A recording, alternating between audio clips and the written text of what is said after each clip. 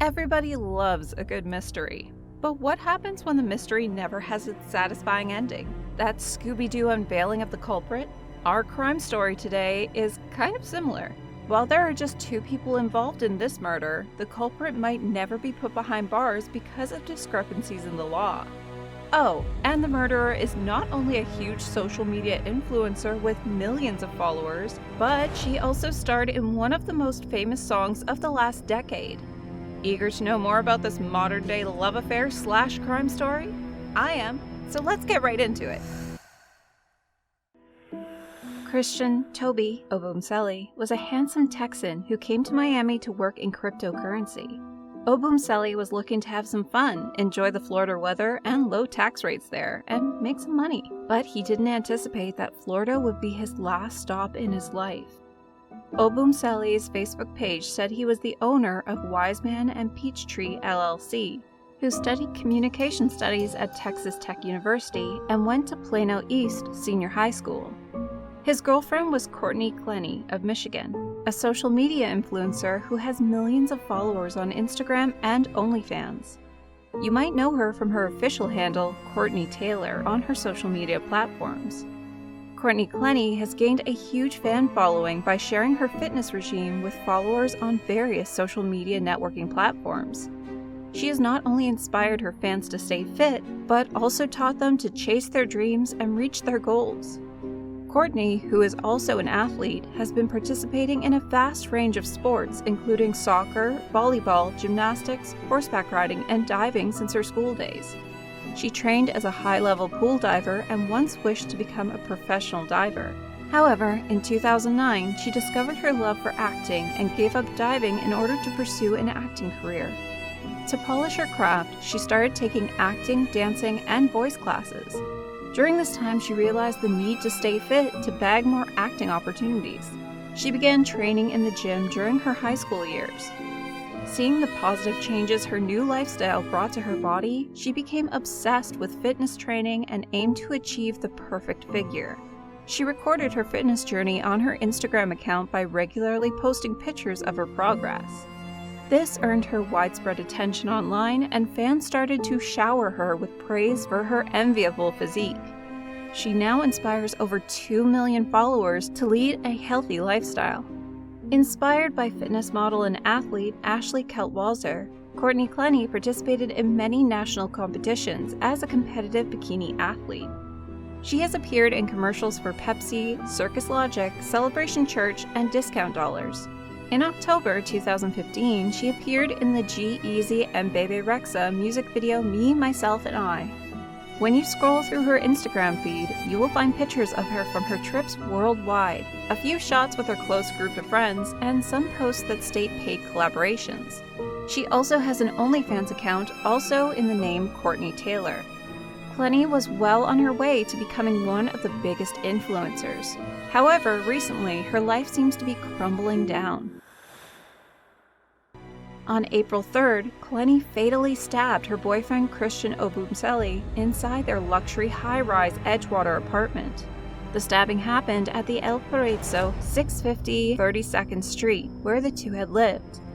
Tailor frantically called 911 in a panic, and Obumseli was rushed to the hospital, where he died of a single stab wound to the front of his chest. It's a very peculiar crime scene, as no one knows the motive behind the killing, and Courtney denies everything. She was later hospitalized for a psychiatric evaluation, and her defense attorney, Frank Prieto, said Tailor was the victim of domestic violence, stating, "As Courtney struggles with the pain of being a survivor of domestic violence and the aftermath of the events that evening, we ask that the community and Christian's family allow the police and the state to conduct their independent investigation of the events. This is a tragedy for all involved, but it was not criminal conduct." Courtney was defending herself, and the investigation will reveal exactly that. Tailor and Obumseli's relationship wasn't perfect. It was actually quite controversial, to say the very least. Tailor seemed to be more open in the relationship, which is of course a common thing now. But what's worse is that friends of the couple and witnesses gave WPLG Channel 10 various accounts of what appeared to be a stormy affair. A neighbor told the station Obumseli swung at her about a week ago. The couple had apparently broken up last month, with Clenny's mother visiting to help her daughter, who was afraid of leaving the apartment because Obumseli kept trying to find ways into the building and sleeping in common areas. Law enforcement sources told the Miami Herald that on Friday, April 1st, Miami police were called to the apartment because of a domestic dispute. Miami police officers noticed bruises on Clenny's arms and legs. No arrests were made at that time. Keep in mind that the fatal stabbing happened just 2 days later. After the stabbing, Clenny claimed that she killed Obumseli only after he attacked her, pushed her to the ground, and grabbed her neck. There is also footage of the aftermath of the murder. In the video recording from an adjacent building, and later obtained by TMZ, you see a woman in sweatpants and a bra, handcuffed and soaked in blood, as she sits on the floor of a luxury apartment talking to cops. It's a pretty graphic view. Courtney Clenny threatened to kill herself when she was being detained by the police following the incident. The police therefore evaluated the situation and shifted her to the mental institution under the Baker Act.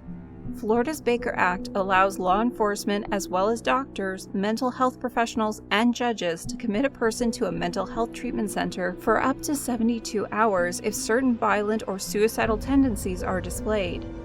Recently, Clenny got a temperature check on how the public feels about her, and it ain't good. I'll videotape her. Right now, you should go.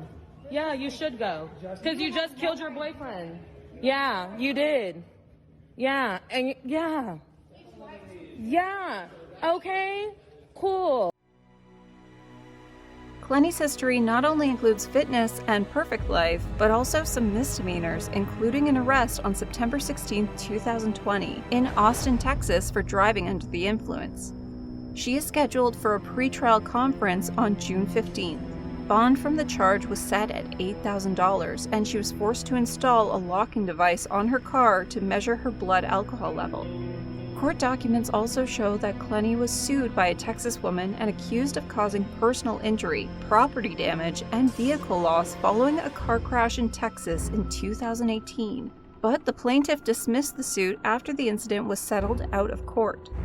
Obumseli's family is fighting hard to get justice, but Florida's Stand Your Ground law makes it more challenging to file charges or get convictions when people claim self-defense. The law has now become a regular feature of South Florida's justice system, for good or for bad, depending on what side you represent. Stand Your Ground law was the first of its kind when passed in 2005. With the high-profile backing of the powerful National Rifle Association, the law eliminated a citizen's duty to retreat before using deadly force to counter a threat of death or great bodily harm.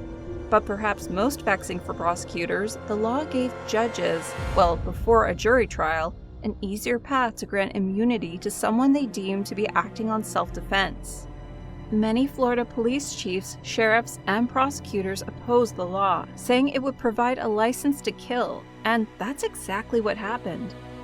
In the years after its passage, Florida media reported example after example of gunmen killing unarmed people and beating charges under the law, including a man who shot and killed 2 unarmed men outside a Northwest Miami-Dade Chili's restaurant, and a woman who shot and killed an unarmed man during a brawl outside a Kendall strip club. And now, Courtney Clenny seems to be the next in line to get a pass for killing her boyfriend in the name of self-defense. A GoFundMe for Mr. Obumseli's family has already raised over $64,000 US. The page states that he was killed just 1 week before turning 28. The GoFundMe organizer wrote, "He did not deserve for his life to be cut short by a heinous act of violence." A cousin of Mr. Obumseli's was emotional and said, "The family is devastated." She said they have information surrounding his death but are still trying to understand everything, declining to comment further at the moment while they grieve. Clenny is still walking free, and the world is waiting for further developments in the case. Who do you think is the culprit in the case? Was it really self-defense or something else? If you enjoyed the video, don't forget to like it and also share it with your friends. Make sure to subscribe to this channel for your regular dose of whodunits.